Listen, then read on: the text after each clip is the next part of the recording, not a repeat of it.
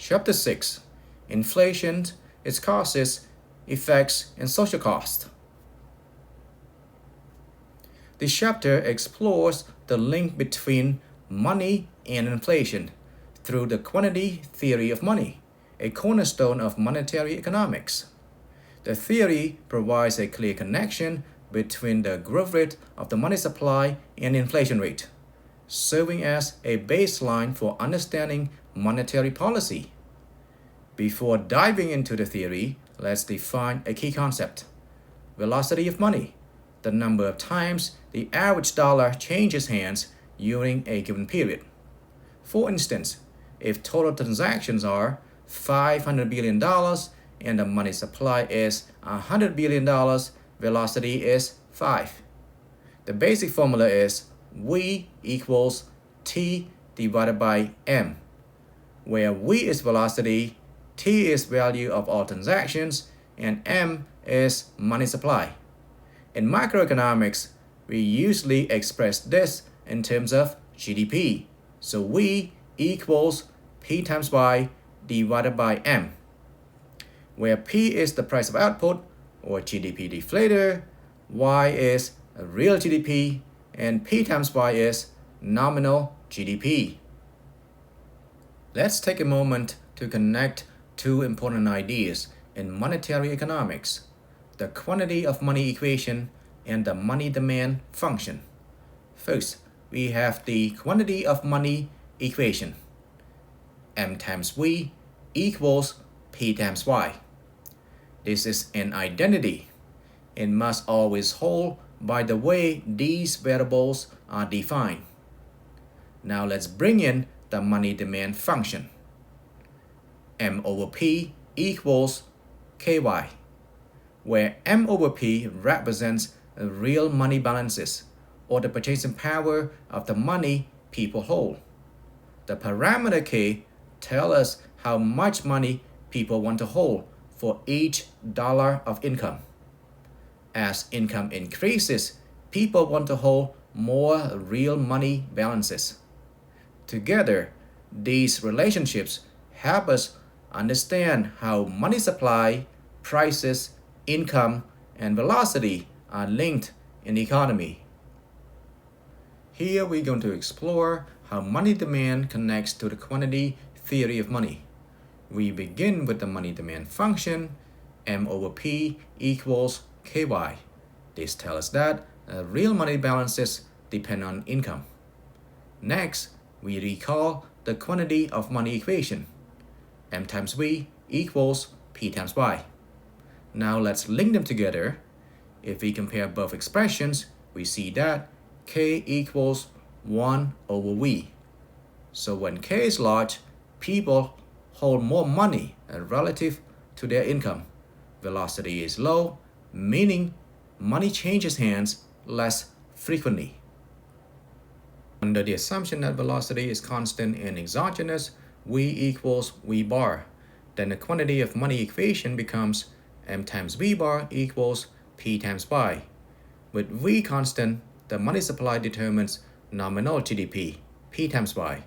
The real GDP Y is determined by the economy's fixed supplies of capital K and labor L and the production function. Let's now explore how the quantity theory of money can be expressed using growth rates. Start with the identity, MV equals PY. To express this in growth rates, we differentiate both sides. First, differentiate MV. DMV equals VDM plus MDV. Dividing both sides by MV, then DMV over MV equals DM over M plus DV over V. Or in percentage change terms, percentage change in MV equals percentage change in M plus percentage change in V. Second, differentiate PY. dPy equals YDP plus PDY. Dividing both sides by PY, then dPy over PY equals dP over P plus dy over y. Or in growth rates, percentage change in PY equals percentage change in P plus percentage change in Y. Since MV equals PY, their growth rates must be equal to percentage change in M plus percentage change in V equals percentage change in P plus percentage change in Y. Under the assumption that velocity V is constant, its growth rate is 0. Then percentage change in M equals percentage change in P plus percentage change in Y. We denote the inflation by pi, where pi equals delta P over P, or percentage change in P. Then, according to the quantity theory of money, inflation can be expressed as pi equals delta M over M minus delta Y over Y, or percentage change in M minus percentage change in Y. This tells us that if the money supply grows faster than real output, inflation results.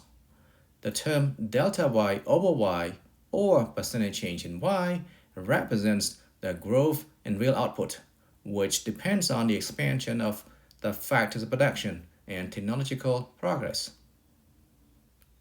So when money grows faster than the economy's capacity to produce goods and services, prices rise. In fact, the theory predicts a 1-for-1 relationship between the money growth rate and inflation rate in the long run. What does this imply? Countries with higher money growth rates should experience higher inflation rates. Over time, a country's long-run inflation trend should mirror its long-run money growth trend. This is a powerful result of the quantity theory of money. In the long run, inflation is primarily a monetary phenomenon. In this section, we explore how inflation influences interest rates. We start with this key identity, R equals I minus pi, where R is the real interest rate, I is the nominal interest rate, and pi is the inflation rate. This tells us that the real interest rate, the rate that reflects purchasing power, is equal to the nominal rate minus inflation. Rearranging the equation gives us the Fisher equation. I equals R plus pi. This is a foundational concept in monetary economics. It says that when inflation rate rises, the nominal interest rate should rise by the same amount, assuming the real interest rate is unchanged. This 1-for-1 relationship is known as the Fisher effect.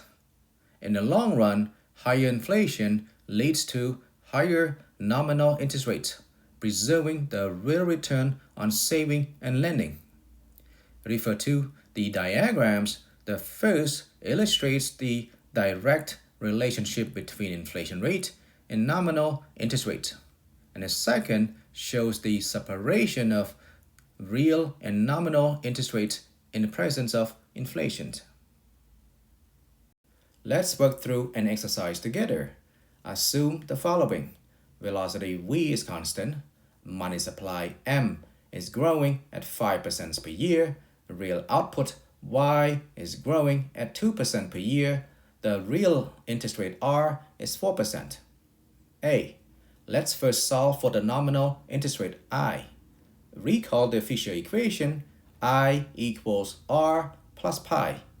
And from the quantity theory of money, because V is constant, pi equals percentage change in M minus percentage change in Y. That equals to 5% minus 2% equals 3%. So I equals 4% plus 3% equals 7%. B. What happens if the Fed increases money growth by 2 percentage points? Then new money growth equals 7%. Then pi equals 7% minus 2% equals 5%. Then I equals 4% plus 5% equals 9%. So delta I equals 9% minus 7% equals 2%. C. Suppose y growth falls to 1%. Then pi equals 5% minus 1% equals 4%, higher than a regional pi. To keep pi constant at 3%, then percentage change in m equals pi plus percentage change in y equals 3% plus 1% equals 4%. So the Fed must reduce money growth from 5% to 4%. Here let us distinguish between two types of real interest rates. First, remember, pi stands for the actual inflation rate. However, we don't observe pi until after the fact. It's only known ex post, after the inflation has occurred. In contrast, E pi represents the expected inflation rate. That is what people anticipate inflation to be when making decisions today. From this, we define two key real interest rates. I minus E pi is called the ex-ante real interest rate. That is the rate borrowers and lenders expect based on forecasted inflation. I minus pi is the ex post real interest rate. That is the actual return lenders receive after inflation is realized. So the difference between expected and actual inflation determines whether lenders gain or lose in real terms.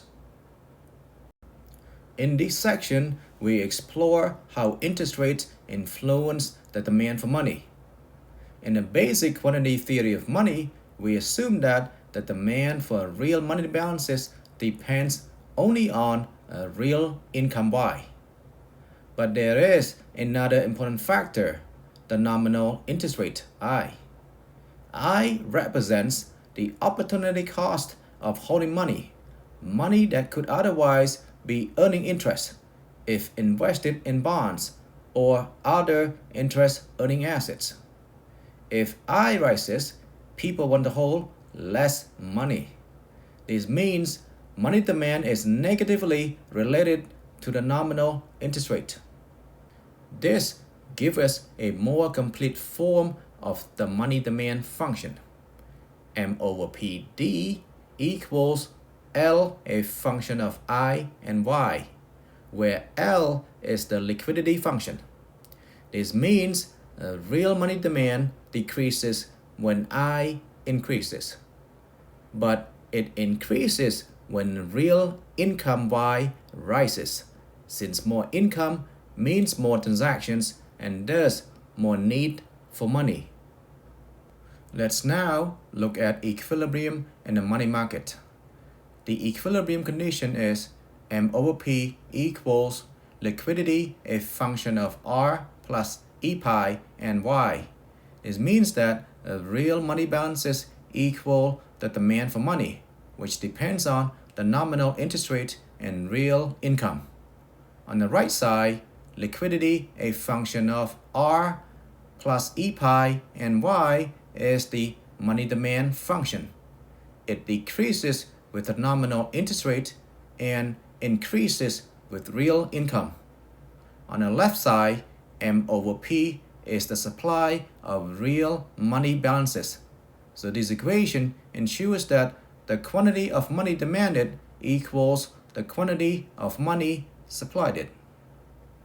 In equilibrium, the price level P adjusts to ensure output equals its full employment level. Y bar equals a function of K bar and L bar. The nominal interest rate is found using the Fisher equation. I equals R plus E pi. If R, Y, and E pi are fixed, a change in M leads to a proportional change in P. This is consistent with the quantity theory of money. But in the real world, changes in M can affect expected inflation E pi. When that happens, the effect of money on prices becomes more complicated than what the basic quantity theory of money suggests. Let's examine how expectations of inflation affect the money market. In the long run, people typically forecast inflation correctly. On average, expected inflation equals actual inflation, so E pi equals pi. But in the short run, expectations can change as people receive new information. For example, news about future policy might lead people to expect higher inflation. Recall the money market equilibrium condition, M over P equals liquidity, a function of R plus E pi and Y. Holding R, Y, and M constant, let's see what happens if expected inflation increases. 1. When expected inflation E pi rises, the nominal interest rate I must also rise. This is the Fisher effect. It reflects the idea that people demand higher nominal interest rates to compensate for the anticipated erosion of purchasing power due to inflation. 2. Higher expected inflation E pi reduces the demand for real money balances, M over P. Since holding money becomes more costly when inflation is expected to rise, individuals reduce their holdings of real money balances. 3. To restore equilibrium in the money market, the price level P must rise so that real money balances fall. E pi rises, then P rises to make M over P fall.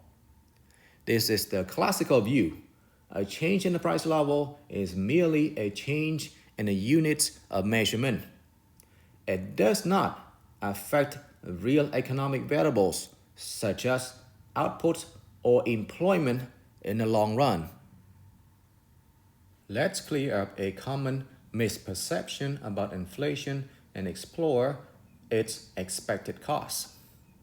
Many believe that inflation reduces real wages, but is that true? This may be true in the short run, especially when nominal wages are fixed due to contracts or rigidities. However, in the long run, real wages are determined by fundamentals, specifically labor supply and the marginal product of labor. These are unaffected by the overall price level or the inflation rate. Now let's turn to the cost of expected inflation. Even when inflation is anticipated, it can still create inefficiencies. 1. Shoe leather cost. This refers to the time and resources people spend trying to minimize their cash holdings. For example, more frequent trips to the bank in order to avoid losing purchasing power to inflation. 2. Menu costs. Firms must frequently update their prices to keep up with inflation. This involves costs, both monetary and administrative, such as printing new menus or relabeling goods. 3. Relative price distortions. Because firms change prices at different times, inflation can distort relative prices. This leads to inefficient resource allocation in the economy. 4. Tax treatment.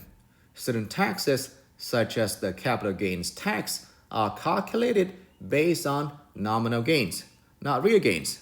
So when inflation occurs, you might pay taxes on income that only exists on paper. 5. General inconvenience. Inflation distorts price signals over time, making it more difficult to compare monetary values across years.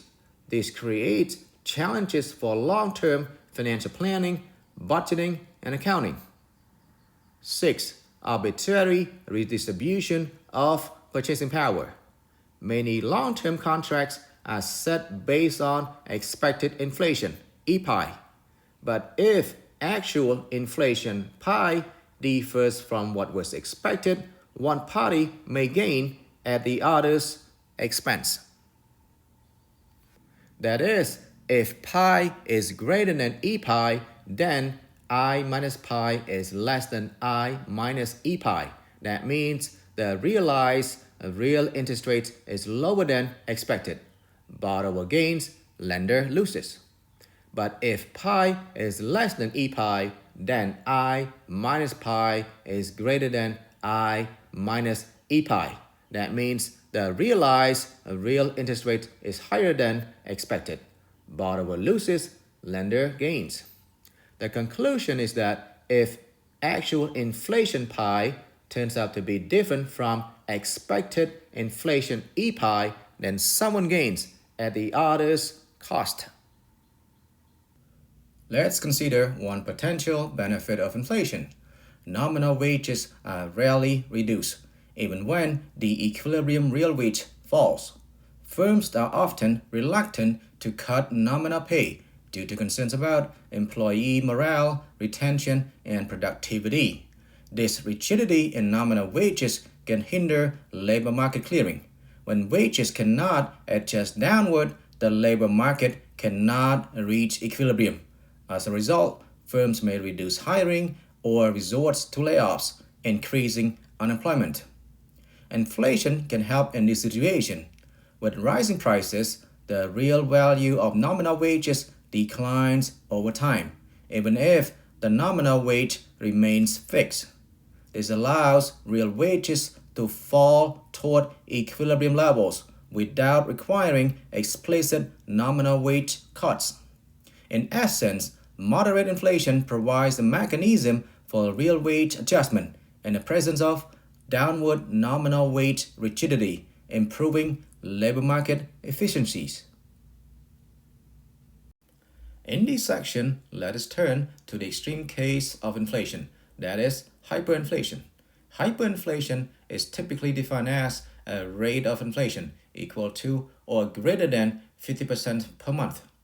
At this rate, the value of money deteriorates so rapidly that it fails to function as a store of value. In extreme cases, it may even fail to serve as a unit of account or medium of exchange.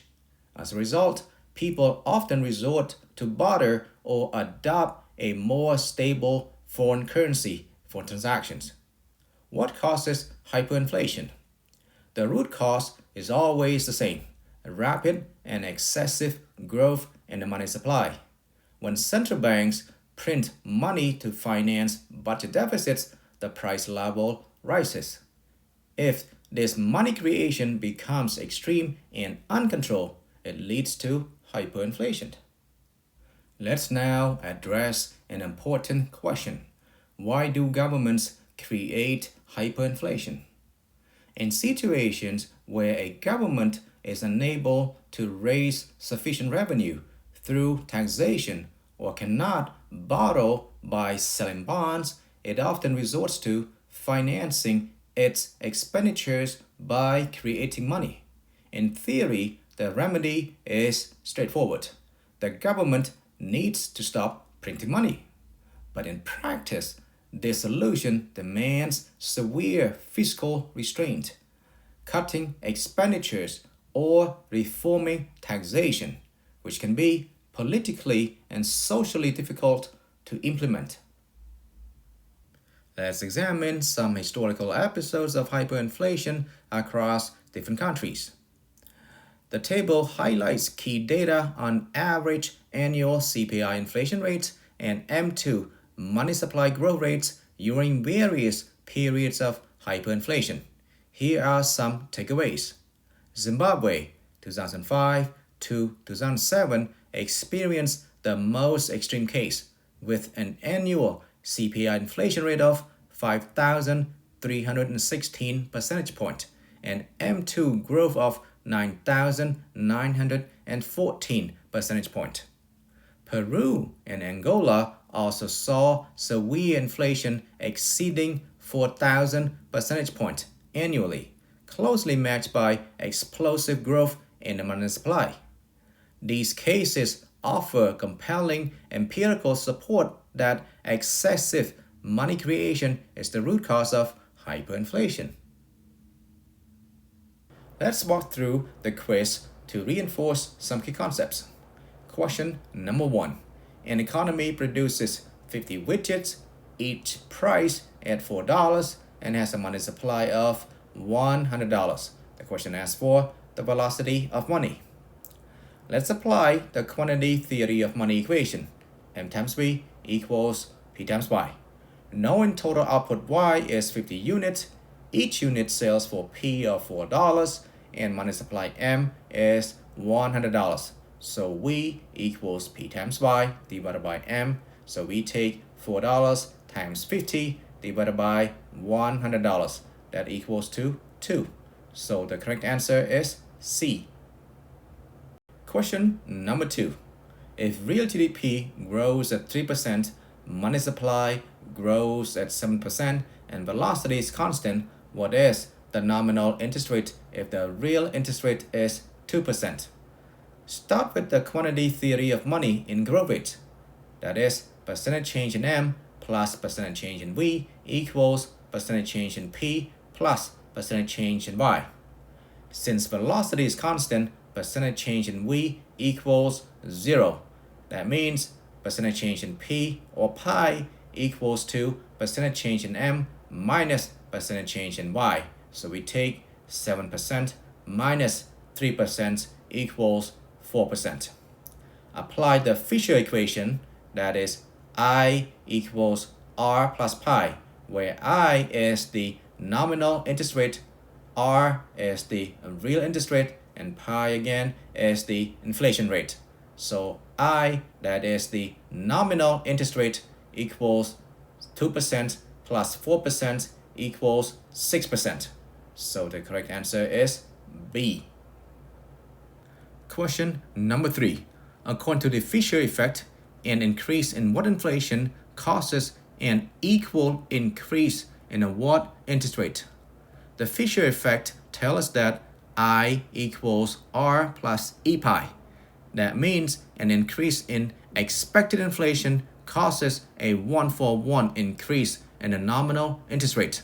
So the correct answer is A. Question number 4. Because most loans are specified in nominal terms, expected or unexpected inflation can hurt debtors or creditors. When inflation turns out to be unexpectedly high, the real value of the repayments is lower than creditors anticipated. That benefits debtors and hurts creditors. It is the surprise element that matters here, not just the presence of inflation. So the correct answer is D. Question number 5. Hyperinflations tend to occur when under what scenario? The real cause of hyperinflation is usually fiscal, when the government runs persistent deficits and turns to the central bank to print money as a form of financing. This explosive increase in the money supply drives prices out of control. So the correct answer is C. Central banks finance large government budget deficits. In summary, this chapter has explored the causes and consequences of inflation through the lens of the quantity theory of money. We have seen how inflation is closely tied to money growth, how it affects nominal and real interest rates, and how expectations shape its impact. While inflation imposes a range of social and economic costs, from reduced purchasing power to inefficiencies and distortions, it can also serve useful roles in adjusting real wages and avoiding nominal rigidities.